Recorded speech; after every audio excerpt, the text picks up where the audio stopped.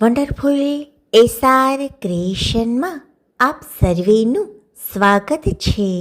આજે આપણે જોઈશું દર 3 વર્ષે કેમ અધિક માસ આવે છે, અધિક માસને પુરુષોત્તમ માસ શા માટે કહેવામાં આવે છે, શું છે તેની પાછળની કથા અને રહસ્ય. મિત્રો, વિડીયો પસંદ આવે તો વિડીયોને લાઈક કરશો, વધારેમાં વધારે શેર કરશો. જો ચેનલમાં નવા હોય તો ચેનલને સબસ્ક્રાઈબ જરૂરથી કરશો. હિન્દુ કેલેન્ડરમાં વર્ષમાં કુલ 12 મહિના આવે છે, પરંતુ દર 3 વર્ષે એકવાર આ 12 મહિનામાં એક વધારાનો મહિનો ઉમેરવામાં આવે છે. આ વધારાના મહિનાને જ અધિક માસ કહેવામાં આવે છે. હિન્દુ શાસ્ત્ર અનુસાર આ વધારાના મહિનાને વિશેષ ધાર્મિક મહત્વ આપવામાં આવ્યું છે.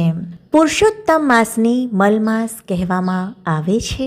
દર 3 વર્ષે એક વધારાનો મહિનો શા માટે ઉમેરાય છે?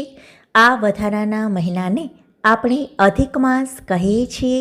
અધિક માસ એ સૂર્ય અને ચંદ્રની ગતિવિધિઓ સાથે સંબંધિત છે. ચંદ્ર વર્ષ 354 દિવસનો હોય છે, જ્યારે સૂર્યનું વર્ષ 365 દિવસનું હોય છે.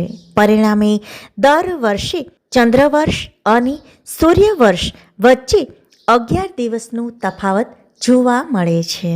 3 વર્ષમાં આ તફાવત લગભગ 1 મહિના અર્થાત 33 દિવસ જેટલો જોવા મળે છે.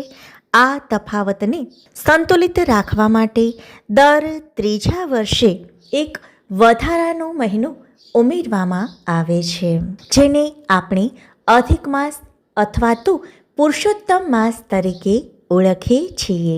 હવે આપણે જોઈશું અધિક મહિનાને શા માટે પુરુષોત્તમ માસ કહેવામાં આવે છે. પૌરાણિક માન્યતા અનુસાર કોઈ પણ દેવતા આ અધિક મહિના પર શાસન કરવા ઈચ્છતા ન હતા, અર્થાત તેના સ્વામી બનવા કોઈ તૈયાર ન હતા, કારણ કે અધિક માસ તે મલમાસ મહિનો હતો. ત્યારબાદ ભગવાન વિષ્ણુએ આ મહિનાને પોતાનું નામ આપ્યું અને ભગવાન વિષ્ણુ સ્વયં તેના સ્વામી બન્યા. ભગવાન વિષ્ણુનું એક નામ પુરુષોત્તમ પણ છે, માટે ભગવાન વિષ્ણુને પુરુષોત્તમ તરીકે પણ ઓળખવામાં આવે છે. ભગવાન વિષ્ણુ આ મહિનાના સ્વામી બન્યા હોવાથી આ મહિનાને પુરુષોત્તમ માસ કહેવામાં આવે છે. કહેવાય છે કે આ મહિનામાં કોઈ પણ પ્રકારનું શુભ કર્મ કરવામાં આવતું નથી, પરંતુ સ્નાન દાનનું વિશેષ મહત્વ જોવા મળે છે.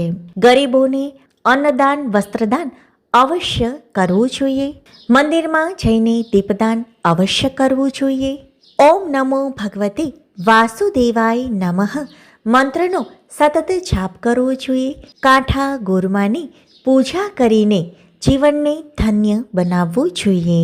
કહેવાય છે કે આ મહિનામાં તુલસીના છોડ પાસે ઘીનો દીપ અવશ્ય પ્રગટાવવો જોઈએ. તેમજ પુરુષોત્તમ મહિનામાં શ્રીમદ ભગવદ્ ગીતાનો પાઠ કરવો જોઈએ.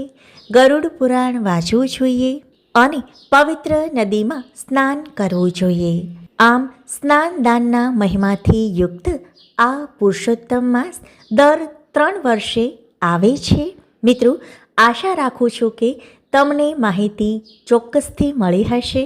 વિડીયો પસંદ આવે તો વિડીયોને લાઈક કરશો, વધારેમાં વધારે શેર કરશો. જો ચેનલમાં નવા હોય તો ચેનલને સબસ્ક્રાઈબ જરૂરથી કરશો. આભાર.